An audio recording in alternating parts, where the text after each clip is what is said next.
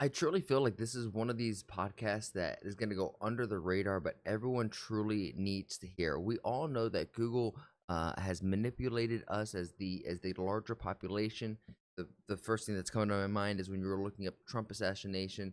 You had Abraham Lincoln assassination information coming up. You had JFK assassination coming, really actively suppressing Donald Trump. Then we can go further backward, and they released their first wave of like, their AI, and they were like, "Hey, give me a picture of the presidents." They had this DEI approach and this like woke, propagandized, just in the face machine that they were trying to push out. This being Google, and a gentleman named Robert Epstein, and I have no idea what the affiliation with the last name is. Maybe he's a brother, maybe he's affiliated, maybe it's not. It's just a coincidence, but he brings up some of the stuff, and in this video, I'll bring it up again. But if this information is true, it's not gonna surprise me if this guy is dead in 18 months. I'm gonna go ahead and say it, and I hope I'm wrong. I hope I'm wrong. I hope this guy can live a long, happy life, even though he's had so much tragedies in his life because of stuff like this and surrounding some weird circumstances that I don't know if long and happy are words that I would use to describe it. But Right. Let's talk about the Trump assassination one in particular. What did you find about that? Well, frankly, we couldn't care less about that because that's one anecdote. Right. We're collecting these by the millions, and what we know a couple of things. We know that, first of all, they're not, it started out as one thing, and it's turned into something else. And so what they do is they use search suggestions to shift people's thinking about anything. damn, It's not just about candidates either. It's about knew this. anything. And we've shown in controlled this experiments is what I was saying yesterday. Don't that let by them manipulating manipulate you. search suggestions, Don't let them gaslight you can turn a 50-50 split Hold on. among undecided voters into a 90-10 No way, split, 50-50 to 90-10. with no one having can the manipulate slightest you idea like that that? they have been manipulated. Yo, that's terrifying. Wow. And That's this terrifying. always goes very specific. To give it to you guys in layman's term, what he's saying is that for the average people, Google is able to sway them about 90%. That Google can have them thinking and drinking the lemonade of a certain political campaign at about at 90% efficacy rate, which is absolutely insane. And now they're starting to track the data, this inferior data, I'm not too sure. You'll hear it here in a second. But they almost have 100 million captured instances of some kind of bias being swayed, and they extrapolate it and say, okay, all of it's on here. So there's definitely some right wing propaganda, some middle lean just based shit, and then left wing propaganda, the woke stuff, DI stuff, and as a whole, it tips the scale hard one way. And you'll see the data coming in. It's pretty cool. This in guy fact, I was hoping we would break so 100 million by the passionate. time you and I got together, but we're close. We're up to 99.3 million, and next week we'll break 100 million. So you see the data come in. You can see the bias. Oh, there it is. So these are all these experiences captured, shining a light on big tech's dark secrets. Hey, revealing real-time ephemeral manipulation. Big tech companies use ephemeral content such as search results, go vote reminders, and video recommendations to rig our elections, indoctrinate our children, and control our thinking. We're now preserving this kind of content for the first time ever to give our courts and our nation leaders the evidence they need to force these companies to stop their manipulations. Now, I mean, that's a who do you great think thing. would be more responsive to you discussing this? Do you think it would be the Donald Trump administration or the Kamala Harris administration? Definitely the Trump administration. I'm afraid to answer that question because I am no fan of Donald Trump, but probably the Trump administration would be got it. more sympathetic. Yeah. Why do you think that? Because they're not the ones controlling the media and the narrative.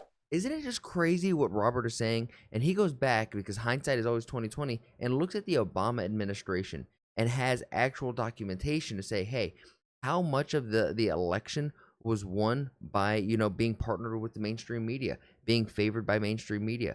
And he won by 4 points, and apparently 2 of them came from media. So literally half of his popularity. This is just insane to me. How many of the 4 points by which Obama won, how many of those points did he get from the tech team? And the guy said, Elon Kriegel, I believe his name is, it was actually quoted, and he said 2 of the points came from us.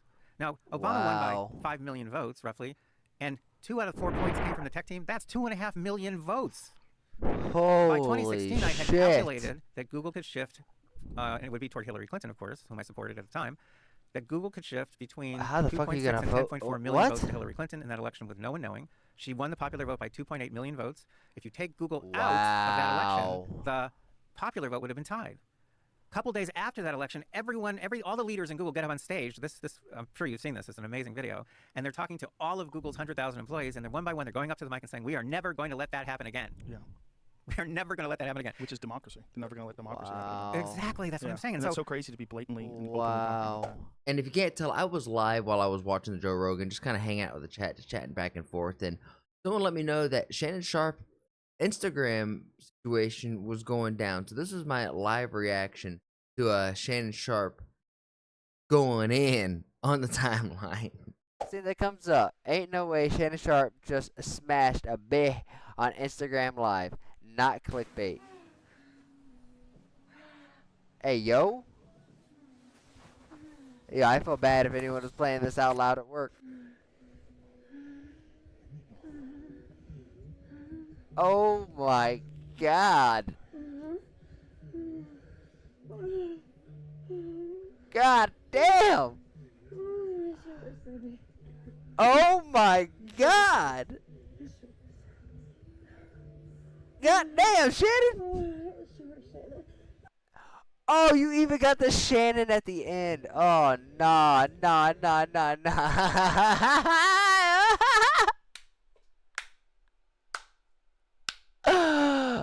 Oh, shit. I can't believe this is the world that we're living in.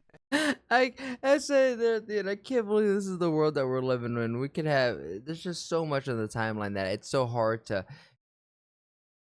I'm curious to see what these next generations are gonna have with this like bullshit filter that they have to have, because on the internet there's so much bullshit, and I don't think there's any more bullshit than there is in real life. I just think, to me, if you've listened to me for a while, I literally think there's no difference from the virtual internet to our own reality. Like if you go to Facebook, Instagram, YouTube, Twitter, I literally think it's like traveling to a different continent that has its own culture, its own people, and you have immigrants that come in from other platforms that have their cultures and how they act, and you can see how people interact online. It's just crazy. So you almost have to, like, not only do you have to keep up with like physical fitness, and like now you have to keep up with mental fitness to make sure that you're not just taking in too much fucking just trash, because this isn't anything that's going to educate you. But at the end of the day, I kind of felt, my immediate reaction to this was I felt bad for Shannon. Like I was embarrassed for him, because no one wants their, even if it's a stellar performance, no one wants that out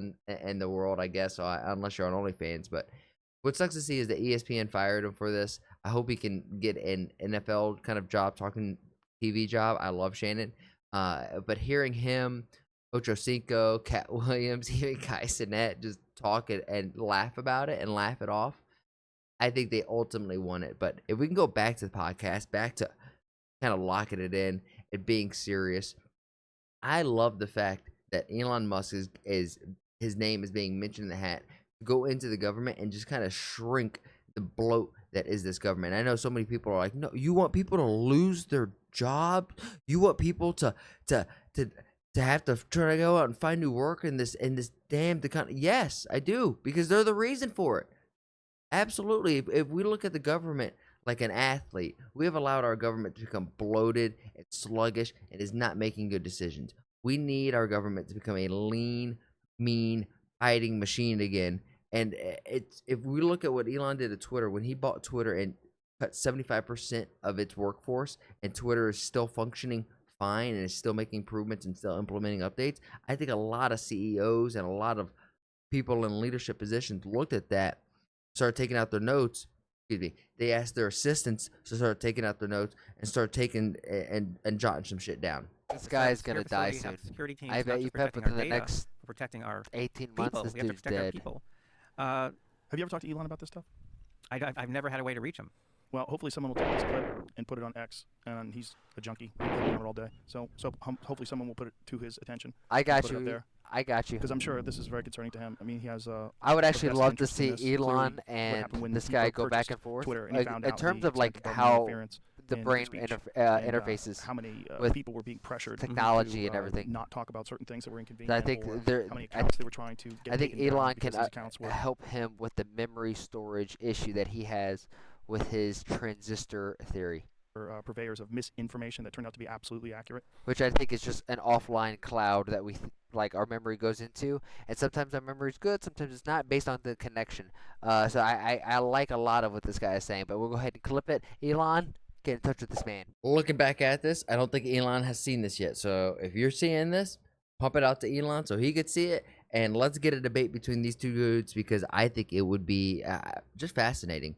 And then have Lex Friedman moderate it, dude. Lex is, I don't even know how Lex got involved in this, but Lex is the man. You see this, Lex? I'll do some push-ups for you. But I hope you guys enjoyed the video. Let me know your thoughts down below on all of it, whether it be the political side of it, Shannon Sharpe going balls deep, or Elon Musk coming in and running the government, kind of shrinking the size and making America great again. There, I said it. Enjoy the video. Please like, share, subscribe, and I'll see you guys tomorrow for another one. Peace.